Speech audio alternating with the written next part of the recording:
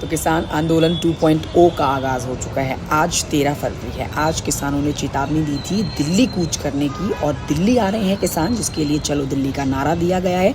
लेकिन वहीं सरकार की तरफ से, दिल्ली प्रशासन की तरफ से भी सुरक्षा के बंदोबस्त पूरे किए गए हैं। मेरे इस वीडियो को आखिर तक देखेंगे तो मैं आपको बहुत ही सिंपल भाषा में और बहुत ही कम समय में बताऊंगी कि आखिरकार चुनाव से पहले, लोकसभा चुनाव से पहले किसानों का आंदोलन फिर से उग्र होता हुआ नजर क्यों आ रहा है, और क्या इनकी मांगें हैं, और क्या दिल्ली में अब तैयारियां की गई हैं किसानों के इस आंदोलन से निपटने के लिए।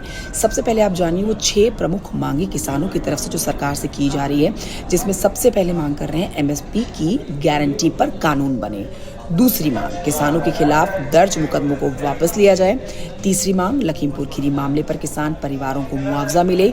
चौथी मांग, सरकार किसानों का सारा कर्ज माफ कर दे। पांचवी मांग, किसानों को प्रदूषण कानून से बाहर रखा जाए। छठी और आखिरी मांग है, किसानों और खेत मजदूरों को पेंशन मिले।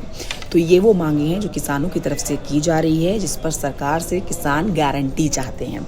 अब आप बहुत ही जल्दी से जान लीजिए कि दिल्ली अगर आप आने वाले हैं या दिल्ली से आप बाहर जाने वाले हैं तो किन बातों को आपको दिल्ली में एंट्री करते हुए ध्यान रखना होगा। सबसे पहले, दिल्ली में 1 महीने के लिए धारा 144 लागू कर दी गई है। राजधानी दिल्ली की सभी मुख्य सीमाएं सील हैं। ट्रैक्टर, ट्रॉली, बस, ट्रक जैसे सभी भारी वाहनों को रोका गया है। सोशल मीडिया पर हर चीज़ की मॉनिटरिंग हो रही है।